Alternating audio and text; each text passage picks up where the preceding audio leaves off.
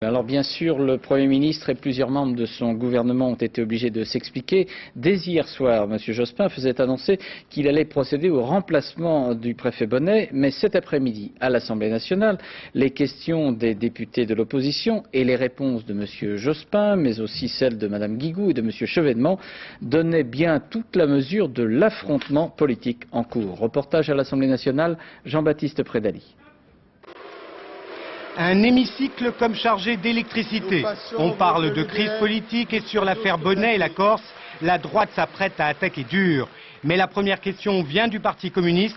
Lionel Jospin commence à argumenter.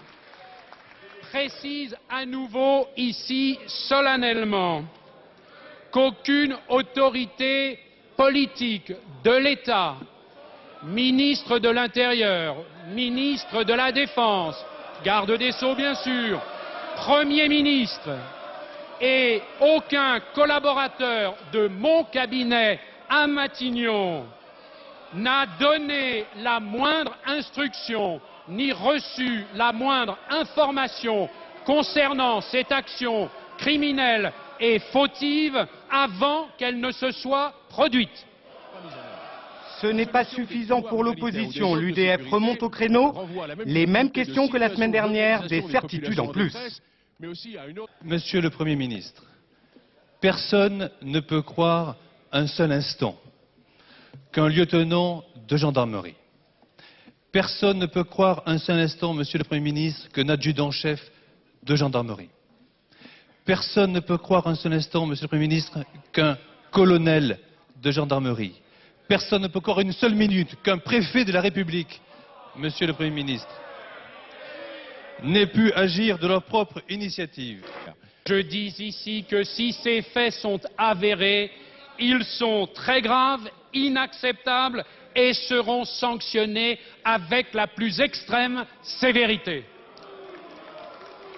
Je veux dire à quel point de tels actes choquent non seulement le citoyen que je suis, mais le chef du gouvernement que je suis, dans toute la vision de la République, dans toute la méthode d'action, dont les valeurs sont contraires à de tels manquements illégaux, fautifs et qui doivent être sanctionnés. Enfin, je dis ici clairement, parce qu'il faut prendre la conscience de la gravité de ces actes et qu'il faut que chacun assume les choses telles qu'elles sont, oui, cette affaire est un coup dur. C'est un coup dur pour l'État, pour la République, pour le gouvernement aussi, et il faut le reconnaître, c'est un coup dur pour la Corse. Au passage, Lionel Jospin a annoncé la dissolution du GPS, confirmé le remplacement dès demain de Bernard Bonnet. Mais après une accalmie, les questions fusent à nouveau sur un ton virulent. Un quotidien du soir titre aujourd'hui « La préfecture est un rendez-vous de malfrats, un repère de malfrats ». Je vous ferai rentrer ces mots dans votre gorge. Parce que vous croyez pouvoir vous abriter derrière le journal Le Monde, mais en réalité vous citez le bâtonnier Solacaro qui est de notoriété publique, un militant nationaliste. Et Jean-Pierre Chevènement va ensuite montrer une lettre de Bernard Bonnet. Elle lui est parvenue ce matin. L'ancien préfet y maintient sa version des faits. Je vous confirme solennellement les propos que j'ai tenus dans votre bureau le 27 avril dernier. J'affirme sur l'honneur que j'ignorais que des gendarmes, du GPS ou d'autres unités étaient en mission dans l'année du 18 au 20 avril 1999 à Coty-Chiavari. Le dernier assaut vient du RPR. Le ton se veut moins outrancier, mais c'est toujours celui de la mise en cause. Vous avez dit qu'aucun cabinet ministériel n'était mêlé à ces faits. La parole d'un Premier ministre est suffisamment importante pour qu'on la croie. Mais oui, je la crois jusqu'à ce qu'on prouve, et il faudra des preuves, le contraire. Monsieur le député, je vous mets au défi de trouver à Matignon un quelconque cabinet noir.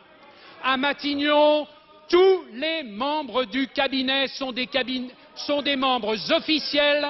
Il n'y a aucun membre officieux de ce cabinet.